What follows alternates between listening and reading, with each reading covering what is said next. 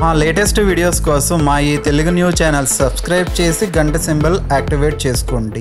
రేపు ఆఖరి మాఘ సోమవారం కనుక ఈ ఆకును కాల్చండి, చాలు మీరు కోరుకున్నంత డబ్బు వస్తుంది. రేపు ఆఖరి మాఘ సోమవారం రహస్యంగా ఈ ఆకును కాల్చటం వల్ల మీ ఇంటిలో డబ్బు బాగా పొదుపు అవుతుంది. చేతిలో కావాల్సినంత డబ్బు ఉంటుంది. అప్పులు కూడా తీర్చేస్తారు. ఈ ఆకు మీ యొక్క ఆర్థిక స్థితిని మెరుగుపరచడానికి బాగా సహాయం చేస్తుంది. మాఘ సోమవారం రోజున ఈ ఆకును కాల్చిన వారి జీవితం ఊహించని విధంగా మారుతుందని పండితులు చెప్తూ ఉన్నారు. కేవలము డబ్బు సమస్యలు అనే కాదు, మీకు ఉన్న రకరకాల సమస్యలు కూడా పరిష్కరింపబడతాయి. ఉద్యోగంలో సమస్యలు ఉన్నా, దాంపత్య జీవితంలో సమస్యలు, వ్యాపారంలో సమస్యలు ఉన్నా రేపు ఆఖరి మాఘ సోమవారం ఈ ఆకును రహస్యంగా కాల్చండి. ఈ ఆకును ఇంటిలో కాల్చడం వల్ల మీ ఇంటిలో ఉన్న నెగిటివ్ ఎనర్జీ అంతా కూడా పోయి మీ ఇంట్లోకి పాజిటివ్ ఎనర్జీ వస్తుంది. మీ జీవితాలకు పట్టిన దరిద్రమంతా కూడా పోతుంది. వృత్తి వ్యాపారాలలో, ఉద్యోగంలో ఎదుర్కొంటున్న సమస్యలన్నీ కూడా తొలగిపోతాయి. శత్రు బాధలు, ఈతి బాధల నుండి కూడా బయటపడగలుగుతారు. ఈ ఆకు మీకు ఉన్న కష్టాలను దూరం చేసి సుఖాలను కలిగిస్తుంది. ఆఖరి మాఘ సోమవారం ఈ ఆకును కాల్చటం వల్ల మీకు ఉన్న దుఃఖాలన్నీ కూడా దూరం అవుతాయని పండితులు చెప్తూ ఉన్నారు. మరి రేపు ఆఖరి మాఘ సోమవారం ఏ ఆకును కాల్చాలో ఈ వీడియోలో వివరంగా తెలుసుకుందాము. అంతకన్నా ముందు ఈ మంచి నీతి కథను విందాము. మన పెద్దలు ఎప్పుడూ అంటూ ఉంటారు కదా, ఒకరికి చెడు చేయాలని అనుకుంటే మనకే చెడు జరుగుతుంది అని. దీనికి సంబంధించిన ఒక కథ విందాము. ఎక్కడా స్కిప్ చేయకుండా చూడండి. అలాగే మా వీడియో నచ్చితే లైక్ చేసి షేర్ చేయండి. అలాగే మా ఛానల్ని కూడా సబ్స్క్రైబ్ చేసుకొని మాకు సపోర్ట్ చేయండి. పూర్వం ఒక రైతు ఒక కోడి, ఒక బాతును పెంచుకునేవాడు. బాతుది నెమ్మది స్వభావం అయితే కోడికి ఆడంబరాలు, అహంకారము ఎక్కువ. చూడముచ్చటగా ఉండే బాతును చుట్టుపక్కల ఉన్న పిల్లలు మెచ్చుకుంటూ ఉండేవారు. అది చూసిన కోడి అసూయపడుతూ ఉండేది. ఒకరోజు కోడి, బాతు బావ రోజు ఒకేలా బతకడంలో ఆనందమేముంది, ఒకసారి అడవిని చుట్టి వద్దామా అని అడిగింది. దానికి బాతు, అడవంటే జంతువులు ఉంటాయి కదా, వాటితో మనలాంటి చిరుజీవులకు ప్రమాదం పొంచి ఉంటుందని భయంగా అంది. అప్పుడు కోడి, నువ్వు పిరికిదానివి, నాలాంటి రాజవంశీయులకు మాత్రం సాహసమే ఊపిరి అని గొప్పగా చెప్పింది. రాజవంశీయులు అంటున్నావు, అడవిలో మృగరాజుకు నీకు ఏదైనా బంధుత్వం ఉందా అని అమాయకంగా అడిగింది బాతు. అడవిలో మృగరాజు కన్నా నేనే ఎక్కువ అని దర్పంగా చెప్పింది కోడి. ఎందులో అని కుతూహలంగా అడిగింది బాతు. మా వంశానికి పుట్టుకతోనూ కిరీటాన్ని తొడిగి దేవుడు భూలోకానికి పంపిస్తాడు అంటూ నెత్తిమీద ఉన్న తురాయిని చూపించింది. అక్కడితో ఆగక నన్ను రమ్మని మృగరాజు నిన్న కాకితో కబురు పంపింది. ఆ విందు ఆరగించి వెంటనే తిరిగి వచ్చేద్దాం పదా అంటూ నమ్మబలికింది కోడి. రాజవంశీయులకు ధైర్య సాహసాలు వెన్నతో పెట్టిన విద్య అని నమ్మిన బాతు సరే అంది. మరుసటి రోజే ఆ రెండూ కలిసి యజమాని కళ్ళు గప్పి అడవి బాట పట్టాయి. మార్గం మధ్యలో ప్రకృతి అందాలు చూస్తూ మైమర్చిపోతూ ముందుకు వెళ్ళసాగాయి. ఇంతలో ఆహారం కోసం వెళ్ళి తిరిగి వస్తున్న చిలుకమ్మ కోడి, బాతుల వైపు ఆశ్చర్యంగా చూసింది. గ్రామాల్లో ఉండాల్సిన మీకు ఇక్కడ ఏం పని అని కోడిని, బాతును అడిగింది.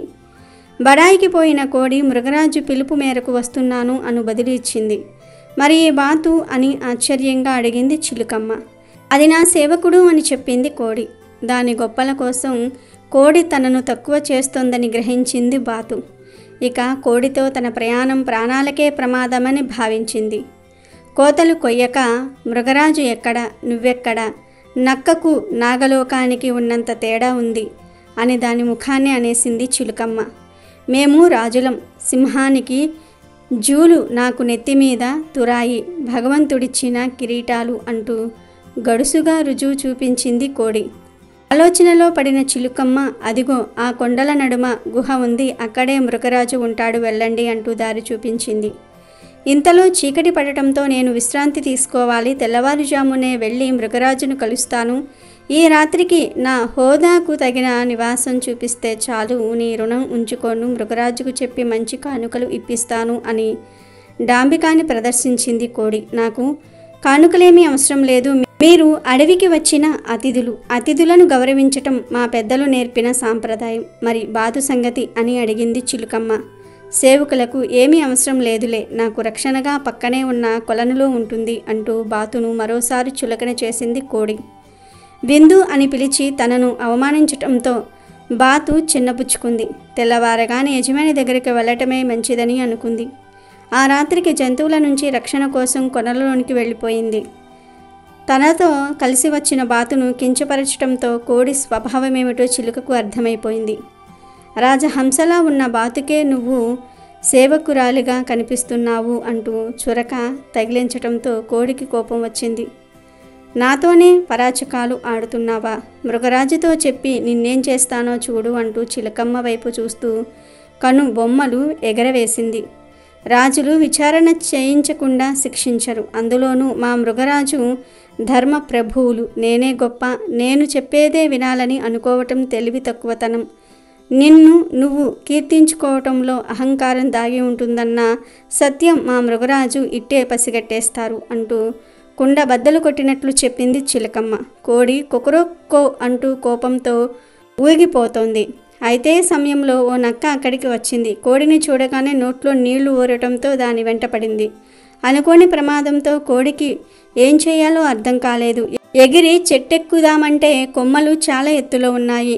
ఇదంతా చెట్టుపైనున్న చిలకమ్మ గమనిస్తూ, నక్కబావా, ఈ కోడి ఎవరనుకుంటున్నావు? మన మృగరాజు అతిథి. మృగరాజుకు ఈ విషయం తెలిస్తే నీకు శిక్ష ఖాయం అని హెచ్చరించింది. ఎగరలేని పిట్ట మృగరాజు అతిథ అంటూ బిగ్గరగా నవ్వింది నక్క. ప్రాణాలను అరచేతిలో పెట్టుకుని పరుగు పెడుతున్న కోడిని చూసింది బాతు. కోడి బావా, ఈ కొనలలోనికి దూకి నా శరీరం మీదకు ఎక్కి కూర్చో అని గట్టిగా అరచి పిలిచింది. కోడికి మరో దారి లేక కొలనులోనికి దూకింది. ఈలోగా ఈదుకుంటూ దాని దగ్గరకు చేరుకుంది బాతు. రెక్కల సాయంతో కోడిని తన మీదకు ఎక్కించుకుంది. నక్కకు ఈత రాక ఒడ్డునే చాలాసేపు నిరీక్షించింది. ఆకలి వేయటంతో ఇక లాభం లేదనుకొని వెళ్ళిపోయింది. దాంతో కోడి బాతు ఊపిరి పీల్చుకున్నాయి. తర్వాత వచ్చిన దారినే యజమాని ఇంటి దారి పట్టాయి. ఇక వీడియోలోకి వస్తే, రేపు ఆఖరి మాఘ సోమవారం ఉదయాన్నే ఈ పరిహారం చేయాలి. అది కూడా రహస్యంగా చేసుకోవాలి.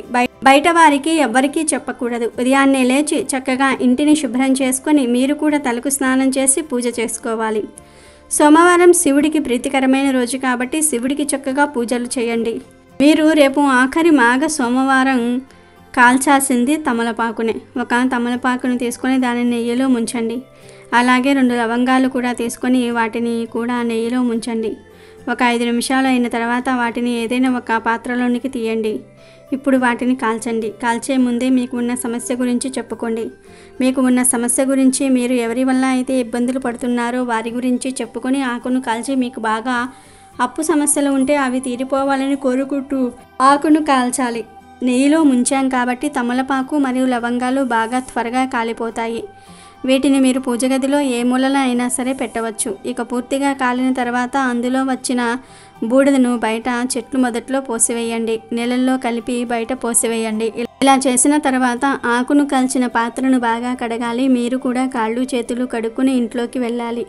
వీటిని కాల్చడం వల్ల మీ ఇంట్లో పాజిటివ్ ఎనర్జీ పెరుగుతుంది. దాంపత్య జీవితంలో ఉన్న గొడవలు తగ్గుతాయి. వృత్తి, వ్యాపారాలు, ఉద్యోగాలు చేసేవారు ఈ పరిహారం చేయటం వల్ల మంచి శుభ ఫలితాలను పొందుకుంటారు.